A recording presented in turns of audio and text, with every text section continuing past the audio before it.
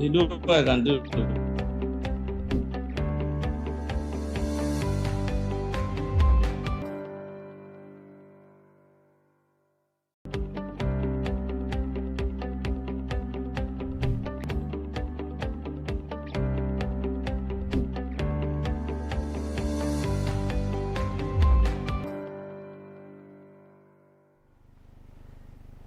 Good morning, Nigeria, and welcome to Enterprise Morning. Reaching you from Enterprise Television from our corporate headquarters in Lagos State, Nigeria. I am Henry Igwebike. And I'm Kingsley Temitope. Thank you so very much for joining us wherever it is you're doing that from around the world. Welcome to Enterprise Television once more. And to get started, we would be kicking off with our newspapers. Right after that will be our conversation also for today. Do well to be part of what we do. Have a say in what we say. You can reach us when you visit us at enterprisetvnews.com. You may equally like, comment, and follow us on all our social media platforms at Enterprise TV 7. Very so honored to have joining us virtually from Lagos State, Nigeria, Barrister Tunji Abdulhamid, barrister, law, public affairs analyst, development communicator, to look through everything we have to talk about today. Good morning to you, barrister, and welcome to Enterprise Television today. Good morning, Henry. Good morning, Kennedy. Good morning. I greet you all. Yes, thank you so very much, barrister. So we have 4 newspapers to go through today, and hopefully I believe we would have enough time to do that. We have the Guardian newspaper, the Vanguard, the Punch, the Daily Trust newspaper. But barrister, just before we get talking on what's happening from the newspapers, you know, we were discussing before we started off on what we see happening with sub-sovereign politics. Unfortunately, politics at the center is taking so much time of our time, especially those in the media, that we do not look at politics happening in sub-sovereign states. Kwara is at the heat of it all. I just learned from you that there was something that happened, PDP, a rally there, and people would ask, what is happening there, especially with the PDP? Is it a faction aligned to that of Wike that had agreed for the thing that happened there? Help us, fleshing up what you think that happened there. Yeah, Henry, what happened in Kwara over the weekend is a solidarity rally, a post-convention rally to show that to show people who are saying PDP is dead, that even if PDP is not dead in Kwara, PDP is alive, strong, and very active and very well, and they are still supported by people. In other words, they have gained that recognition in Kwara. If you see the crowd, if you see the massive crowd that turned out for that rally, you will be amazed that when people talk about PDP is dead, they are only looking at the national and not looking at the local. And politics is local. So you see, you look at local and don't national alone. When you look at the national, you will talk about issues. Let me correct your impression. There is no faction in PDP as it is today. Really? There is none. Yes, there is no Turaki, there is no faction. The only faction that we have now, the only PDP that we have now is the one led by Abdurrahman. The Turaki faction of the NWC that you call faction, yes, has been the court has modified the convention that brought them into office. So what again are you talking about? When the court of law has said, look, the election that brought you into office is a nullity. So why are you calling them a faction? When the court of law, you are encouraging contempt of court. You are encouraging disobedience to court order when you refer to them as what do you call it now? Fashion. No, there is no fashion. There is only one PDP. Barrister, remember, we still have the Supreme Court. We still have the. Led by Abdurrahman, not Wike. Wike is just the leader of the party. He's led by Abdurrahman, not Wike. So don't say the one led by Wike. You see, let me tell you one thing people are not looking at. In fact, for me as a PDP member, I give kudos to Governor Mr. Wike for reviving, for making us people like us who wants to contest election to have platform. Because before the last convention in Abuja, 28-29, nobody is sure that you want to contest election under PDP because there is no guarantee that your election will not be nullified. But as it is today now, we have a platform that is recognized by law. We have a platform that is recognized by INEC, and that is the PDP led by Abdurrahman. So there is no any faction in the PDP. Let that be on record. Let that be reported by media. Let the media stop classifying the PDP as a one led by Wike, one led by Makinde or by Turaki. There is none recognized by Turaki. The only one we have that is recognized by law and that is recognized by INEC. Google INEC platform. Go into INEC site today, and you see the name that is there. That would give you the right. You see, we will take like if Minister Wike or like Mr. Wike, he has done well in a way. Like I said, one of the things he has done is to give us platform to be able to contest. I may not agree with all the things he has done. I may not agree with all the things he has done, but at least you can see all the other governors who are before now crying that Wike want to sell us to APC. You want to hand over us over to ADC. Please, where are those governors now? Where are they today now? Officially, they are member of APC. So why are we deceiving ourselves? But two wrongs cannot make right, barrister. Two wrongs cannot make any right because for the fact because let's not forget, let's not pretend like Nyesom Wike is not working for the APC. Remember, he did say that anyone who is not in support of President Bola Ahmed Tinubu, he would not support him, while he's still the leader of the opposition.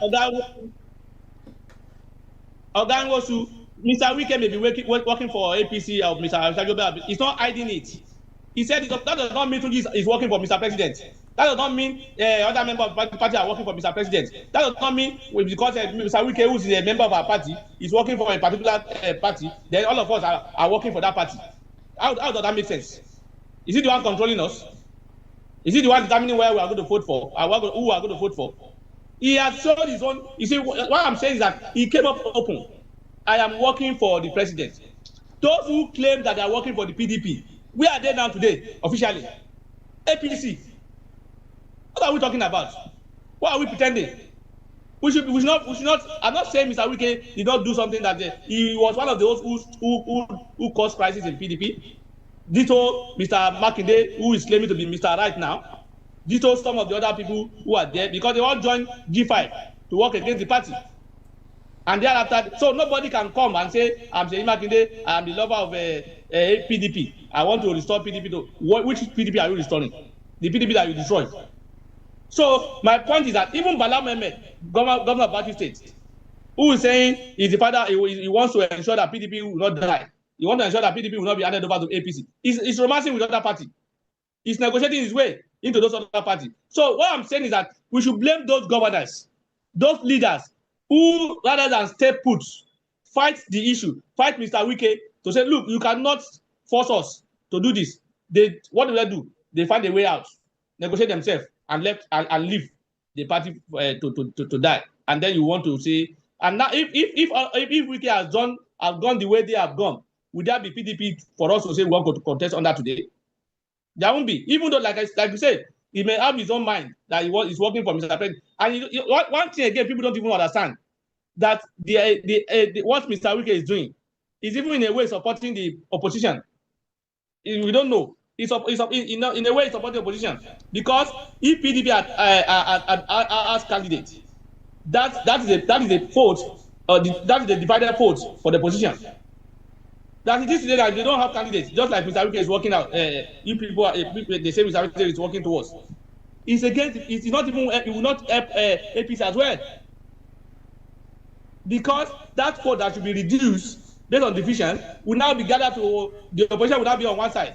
In fact, some of the people who joined the ADC today, it was because they have the issue. The issue in PDP. So if we continue to have that issue and there's no candidate in PDP, then there will be people that will, because of that, go and join ADC or vote or give their vote to ADC because they see themselves as opposition. So the fact that if the PDP is not even having candidate, and for people who is clamoring that PDP must have candidates, they are not even helping the opposition. They want to divide their vote more if they don't know. Because let me tell you the reality. I'm a PDP member.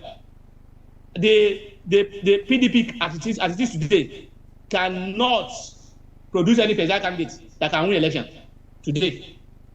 So why must you now go there and divide votes?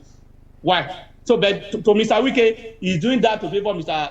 President. I'm seeing in different way.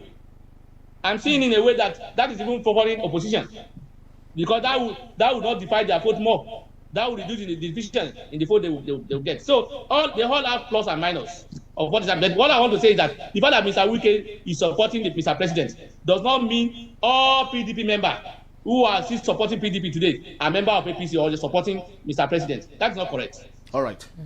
Okay. So let's look in. Yes, politics is local. Okay. Politics is local.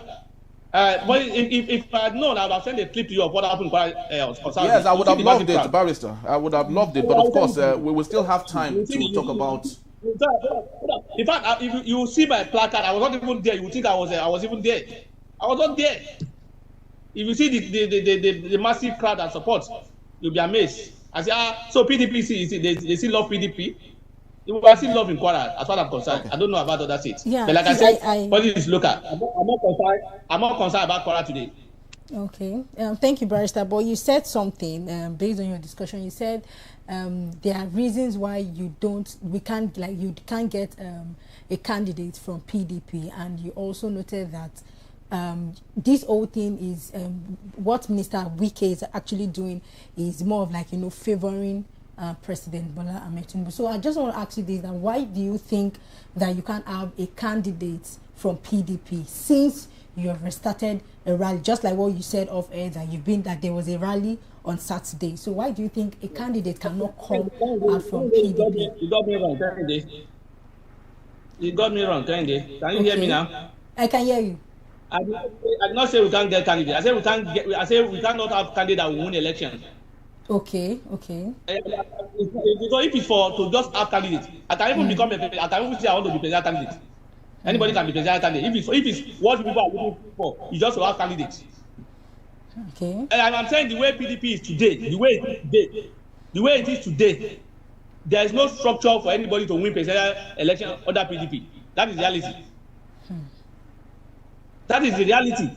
It's a sad reality anyway. But that is the reality that as it is today, it will be difficult. It is not if PDP produce to have a candidate today for presidential election, it will come third or fourth.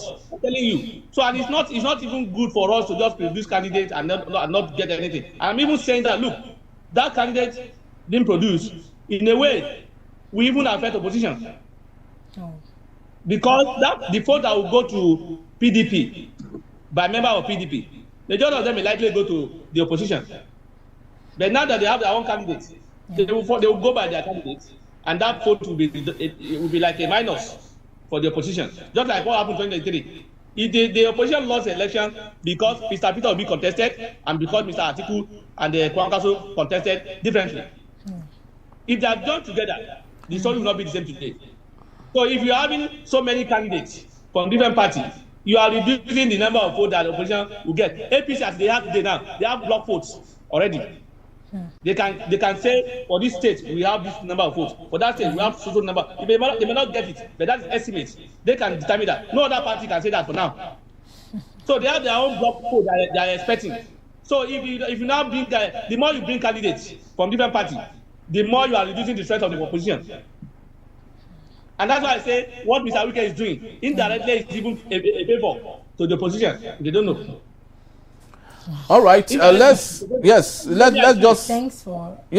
see how it works though. But the truth remains, Barrister, if every party say the same thing, that they might not produce a presidential candidate because they might not win, then what we would see come 2027 is Tinubu versus Tinubu and APC versus APC, which is a monarchy system of government, and which opposes democracy that we all fought for. Don't misquote me. I'm not saying every party is saying they will not win. I'm just assuming.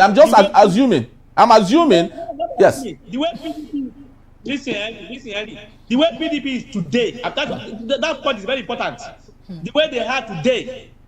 I'm not saying if by tomorrow they will now have people. So you know that have left. You don't know of stakeholders that have left. You don't know of government that have left. Who will remain to get the vote for you? You think the Nigerian vote based on you are good, you are not good? They vote based on stakeholders who mobilize them. Not because we love Mr. Peter Obi. We are Peter Obi that will vote. It's a lie. But Mr. Temitope had over 6 million. But Barrister, Mr. Temitope had over 6 million votes with no governor, no House of Representative member, nobody under that party. But he got that vote. So what makes you think that a PDP candidate running for the president of Nigeria cannot win President Bolaji Abdullahi? It's about having number of votes or winning election. If you don't have winning election, you don't have number of votes. If you have 7 million and you do not win, what does that vote do? What does it do? It goes to no issue. So what I'm saying is that the more you have a number of candidates, the more you lose votes as opposition. It's better they come together as one. And so, we can say PDP will not have candidate, or it will make sure that PDP don't have a good candidate. It's a way helping the opposition, as far as I'm concerned. It's a way helping the opposition. So I'm not saying the fourth vote will not come. Having vote alone, the way ADC is today, ADC is more. There's a possibility of ADC winning election than PDP. That is the point I'm making. The ADC, the way they are today, possibility of winning presidential election, they have the chance if their house is in order. The problem they are having now is a problem of recognition. There is no platform for now because they have been bastardized. They have three ESCO members now. So we don't even know which one will be recognized. That is why the problem is. But if they are able to surmount that problem, they are more well positioned to contest that election compared to PDP. That's the point I'm making.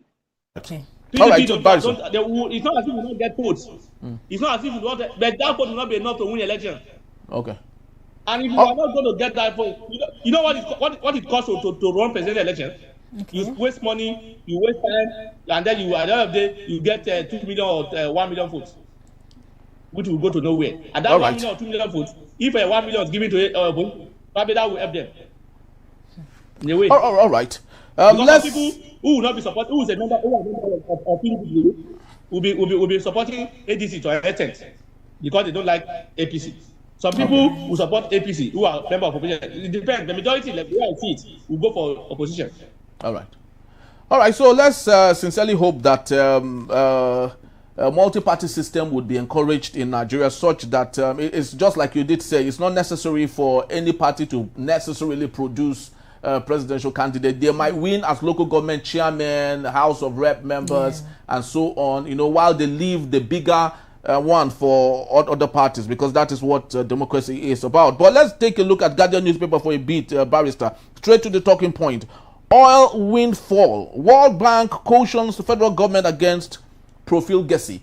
Now, when the World Bank is cautioning federal government against profligacy, which means that the federal government is involved in profligacy, we can see it all over the place. President Bolaji Abdullahi is enjoying himself, while the rest of Nigerians are living in dire straits, as we can see today. Barrister, are we headed for a very difficult time with what the World Bank is stating here?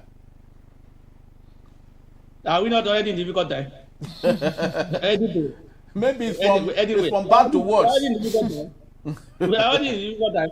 If you say we are heading to the worst hair, that would have been better. That we are heading to we are already in difficult time. We have been in difficult times since 2015, but by 2023 it became serious, and since then we've not been able to even gather ourselves. Even though the government is of the opinion that they are doing well and things are changing, but the reality on ground is not supporting that. So I'm not seeing that. So we are already in difficult time. So don't talk about we are getting there. We are already there. How we are going to move out, I don't know, because it's going to be difficult. Because this government believe that what they are doing is right, and even though and there is yielding results. So if you have a government that has that mindset, it will be difficult for them to solve the problem on ground, because they have the mindset of the problem is already solved, or they are solving the problem.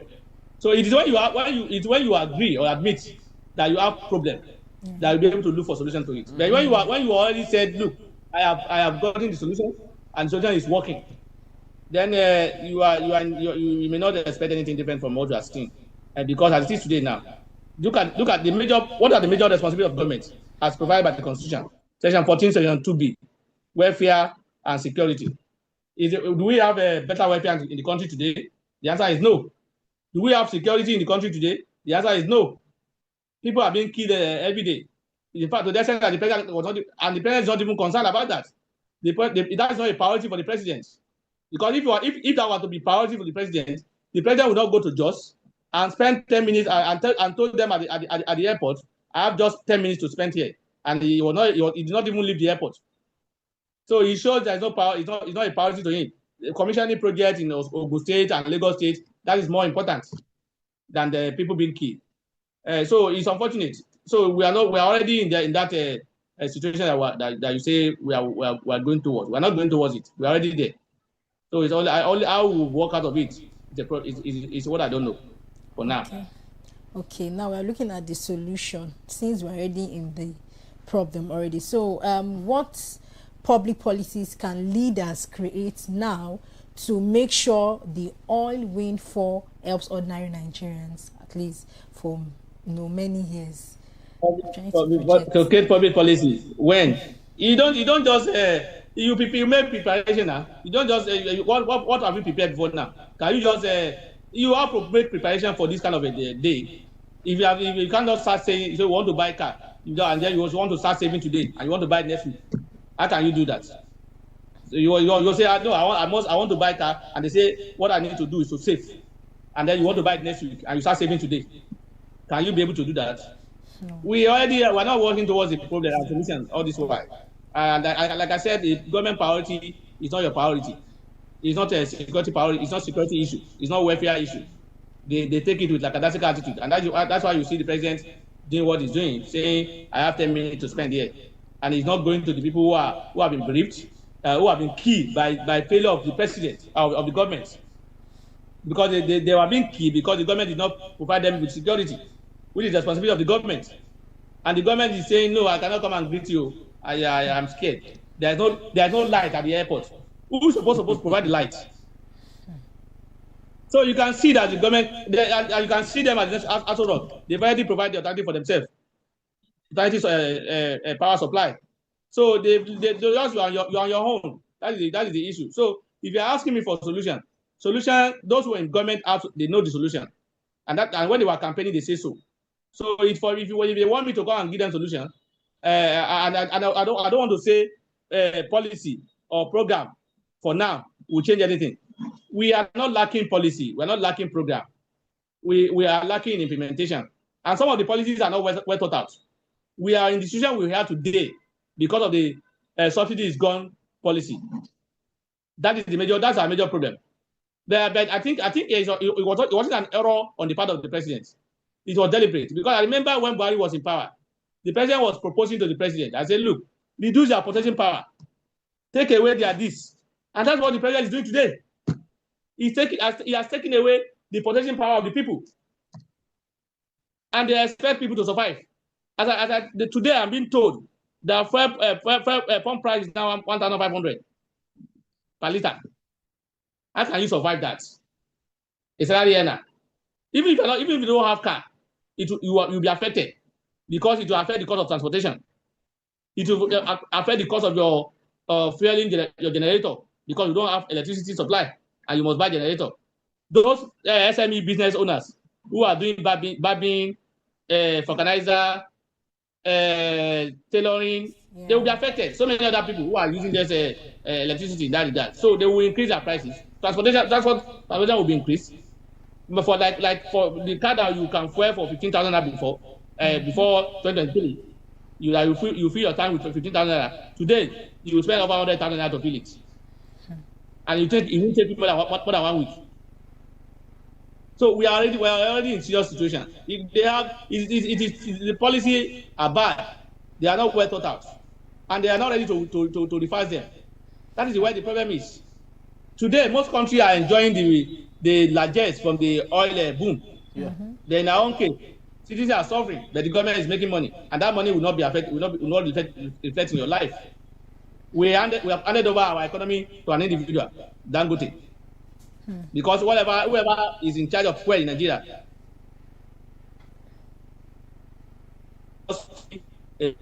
economy. Our economy to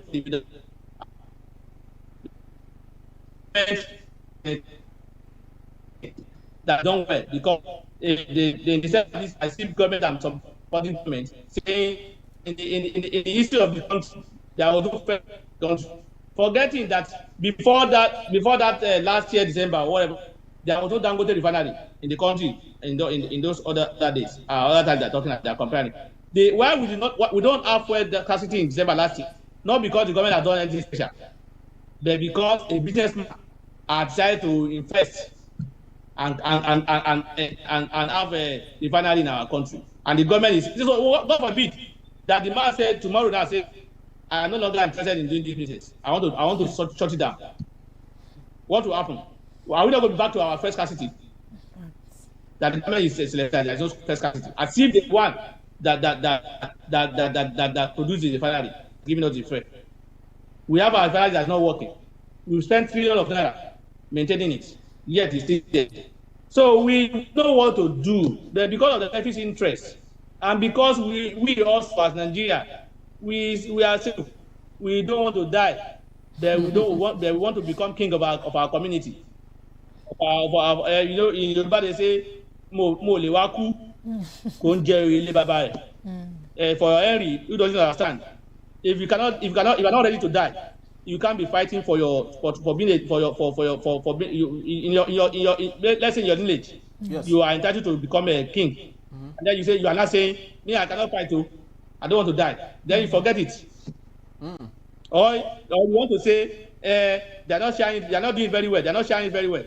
They're not sharing very well, but you are not participating. You're about to say, oh, Simbe, only one thing that. So you are not there, and you are saying they didn't share it equally. Yeah. So why are you not there to ensure that it was shared equally? So we all have to be involved in this job. That's where we can get it right in a way. When we leave it to the people who call wicked people, the people who call bad people, the people who call that they don't know. They know what they are doing. No, they know what they are doing. They have brain. If they don't be deceived, they are protecting their own personal interests. So and that's why you are not getting the result you are getting. They are getting results. They are getting results that they are looking for. It is you that is not getting it, because their interest majorly is not to serve you, it's to serve themselves. So the day we have people who are ready to serve us in office, that is the day we begin to see the change that we are looking for. All right, so we hope for better days. We hope for those days when the right people would lead us, and that can only happen when people rise to the occasion. We hope that lots of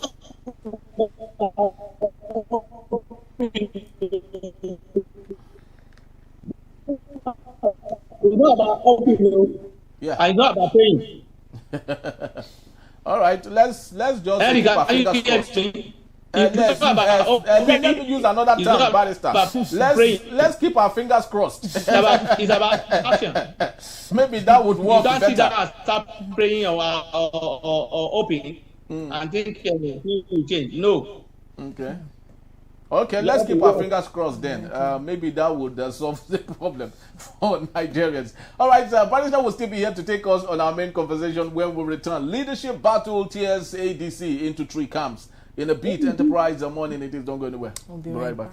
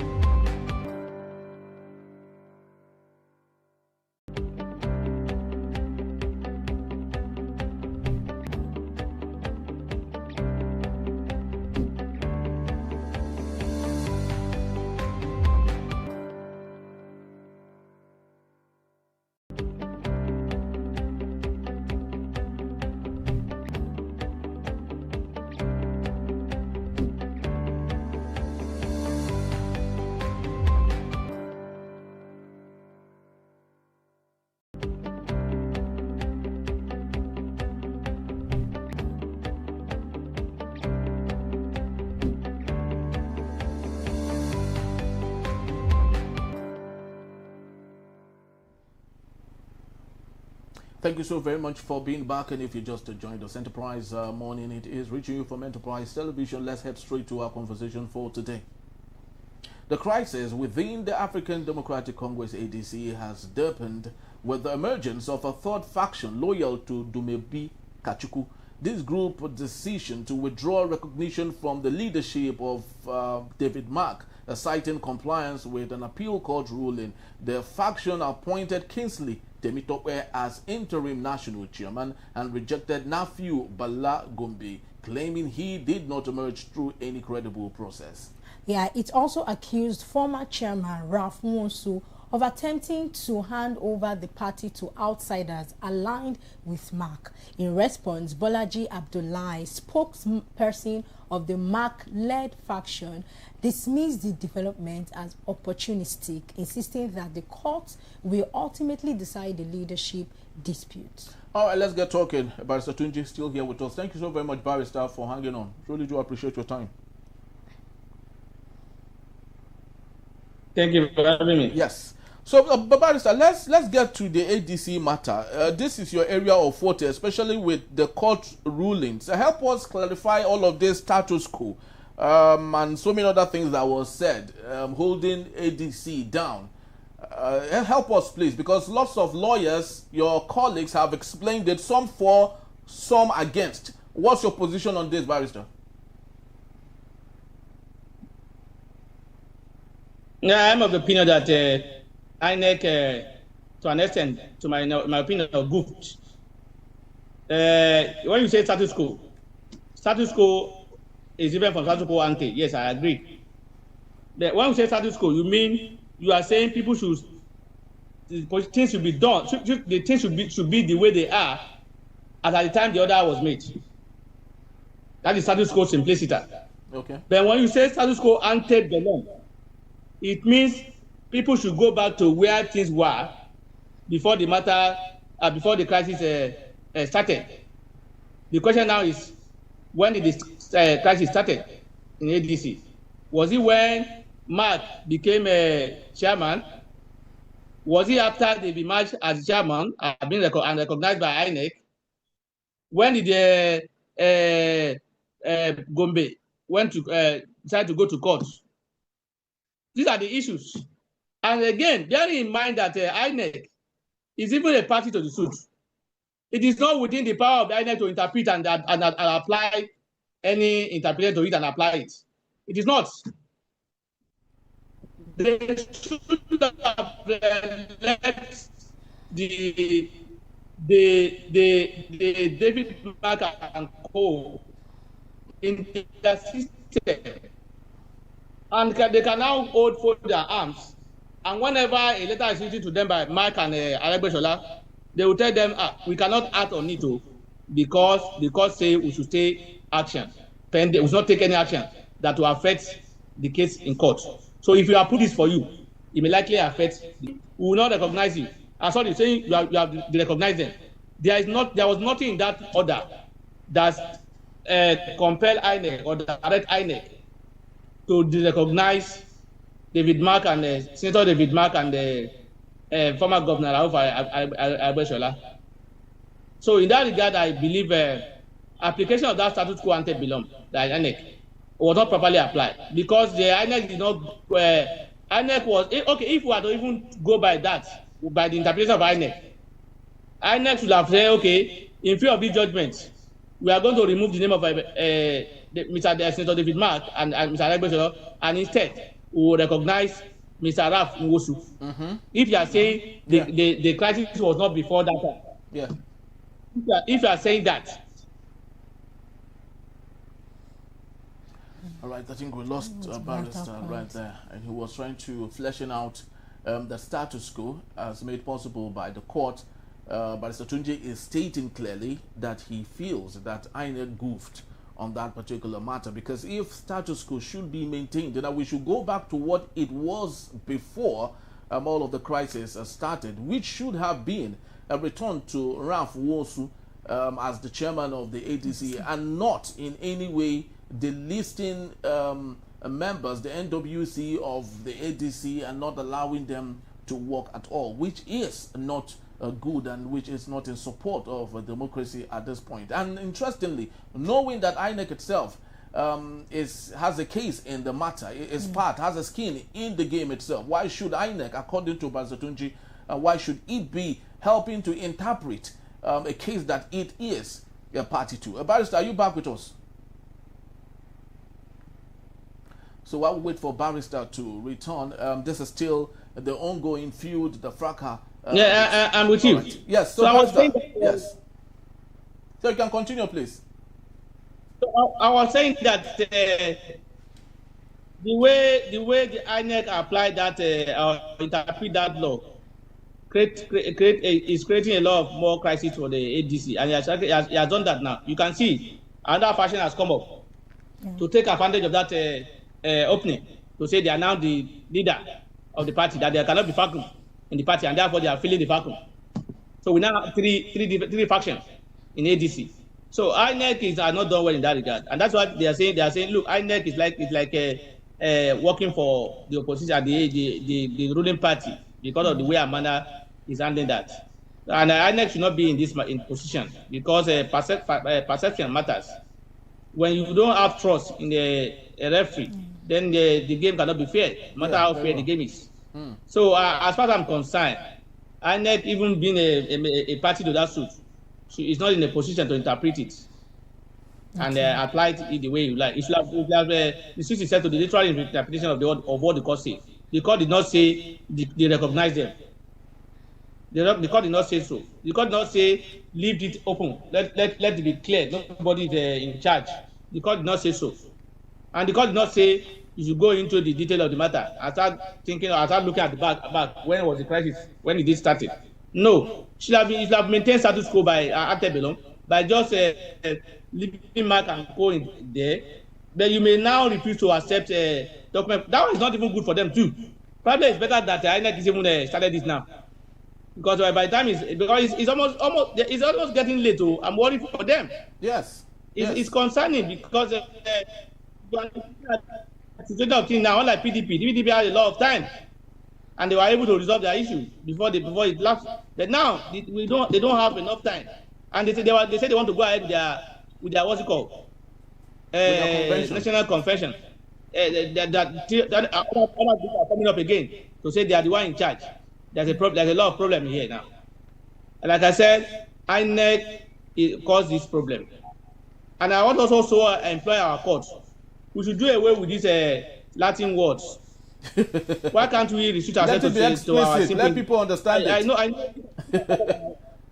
Yeah, I know these are part of our what's it called, our system. Yeah. But the court, when speaking, most times they believe they are speaking to lawyers, and in my own opinion, they are not speaking only to lawyers, because we have litigants who are not lawyers, and the litigants need not be represented by a lawyer. So if you are litigant, if you don't have a lawyer, you won't understand this. Some lawyer will say, why can't they go and get lawyer? Even when you get lawyer these days interpret these things based on their own interest. And they do things most time. You see, I also blame the ADC, and I blame their lawyer. They put them in this crisis. How? You see, some lawyers, and we do respect. By the time you talk now, they say they are SAN. The lawyer, these lawyers.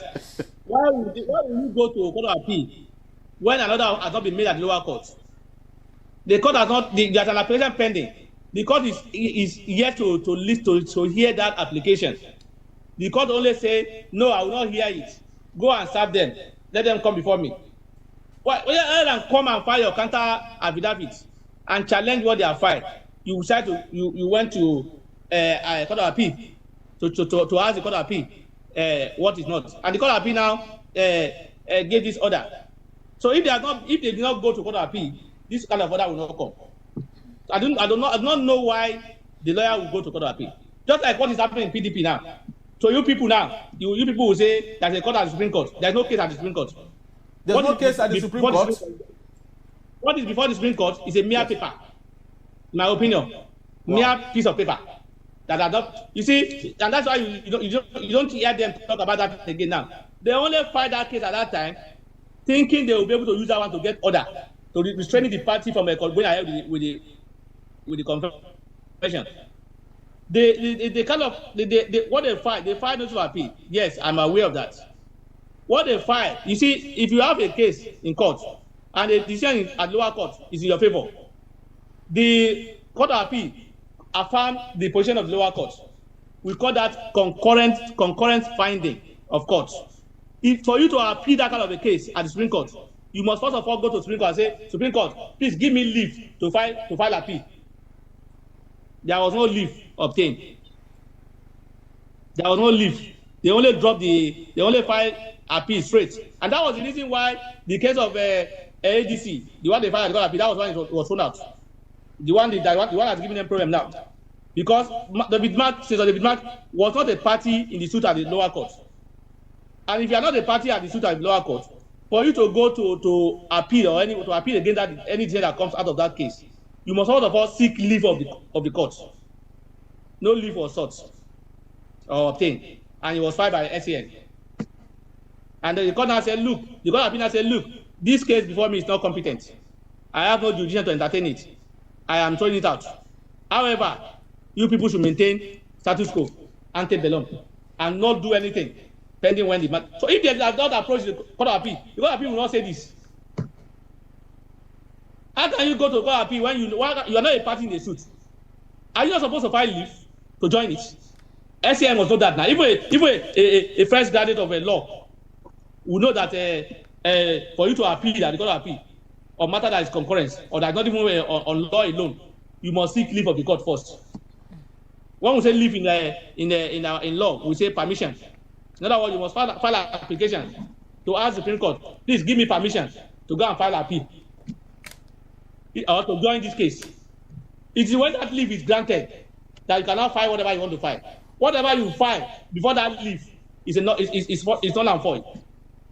That's why I say those who say they have appeal in the Supreme Court don't have it because there was no leave to file that appeal, which means it's fundamentally defective. The Supreme Court may not even listen to it. Probably they will even give me them. They will not even call them to hear that appeal, that motion before throwing it out. So that's what I'm saying. That look, most time when these lawyers who are acting for these people, they should not only look at the money they want to collect. Tell them the right thing and do the right thing. Don't just be in a hurry to file case in court. Especially when we call them senior lawyer. Once you become an SAN, even if you are 10 years at the bar, you are now a senior lawyer against people who are 30 years at the bar. So, being a senior lawyer case, you must be above board. You must not do a primary school error. Because I see this as primary school error. Thing that people who are not who are still coming out from the university will not do. How can you want to appeal a case in court that you are not part of and you are not seeking leave? How can you want to appeal against a concurrent judgment of the court and you are not seeking leave and you are expecting results? Like I said, those who filed those cases at that time, the PDPO, for instance, they lost all the nine appeals they filed. They lost all the appeal fashion. They lost all the 9 appeals. It was against them. No one was in their favor. That was why they see them relax. Because they know it's OT law. You know what they call OT law? As it is now, that's why I say the PDP can now, anybody wants to conduct that PDP can relax and believe that he has a platform that will not be challenged by anybody in court. The way it is now, ADC, that there are people who are looking at as the new opposition, is now in this crisis. And people are saying, look, this is not ordinary. This is not ordinary. Why is it that whenever a party is becoming recognized, that is when the crisis will come. Look at our core party. There was no crisis until when Ademola, the governor of Osun State, became a member. Yeah. Labour Party, there was no crisis until when Obi became a factor. ADC, the ADC has been around for how many months? For how many years? There was no crisis or major crisis until when these people came in.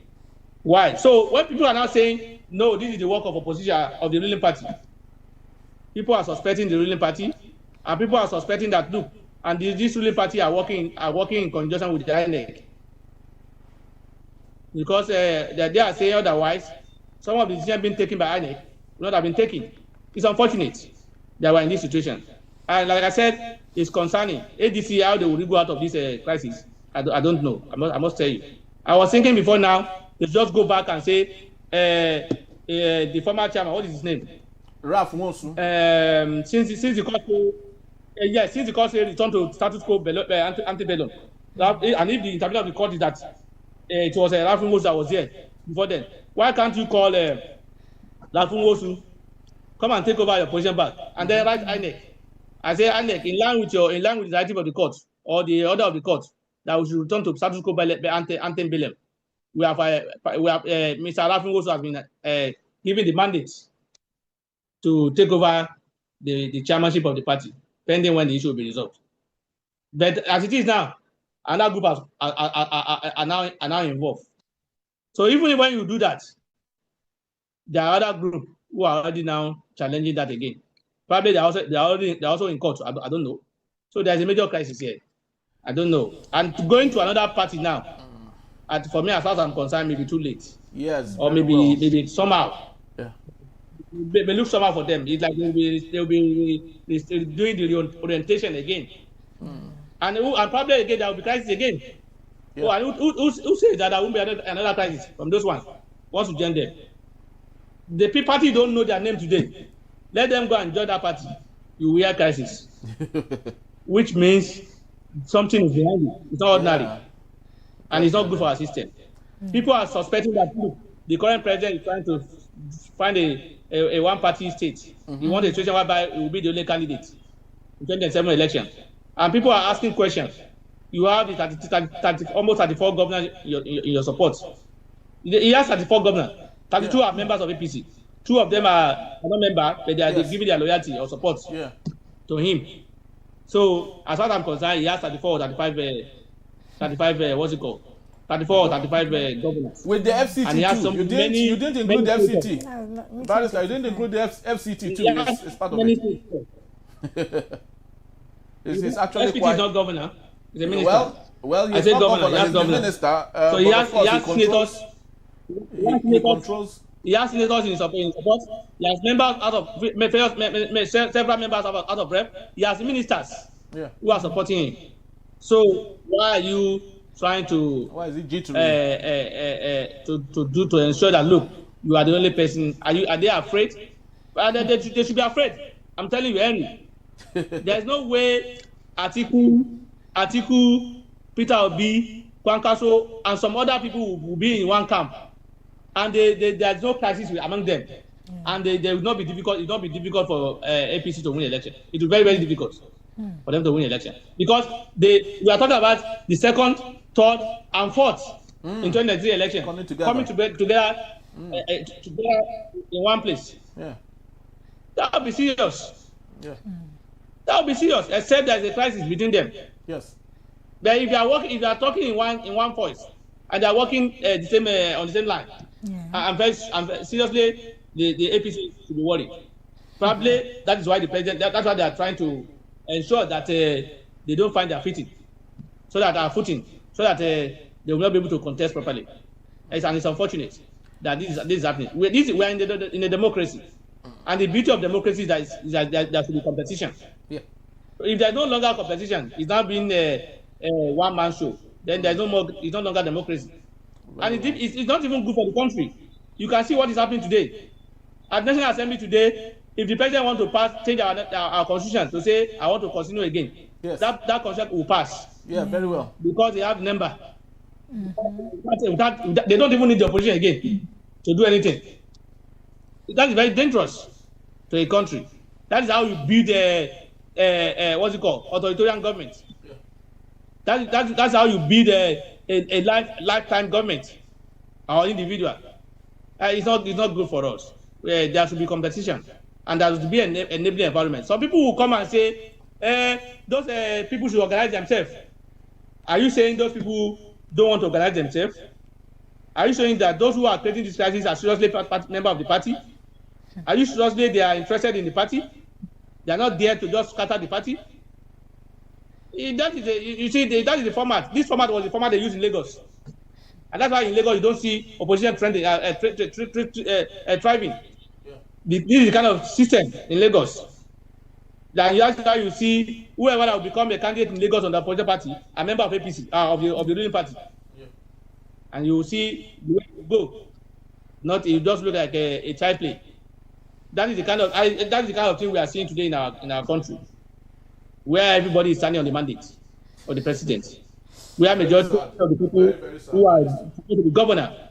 That's why I say those governors.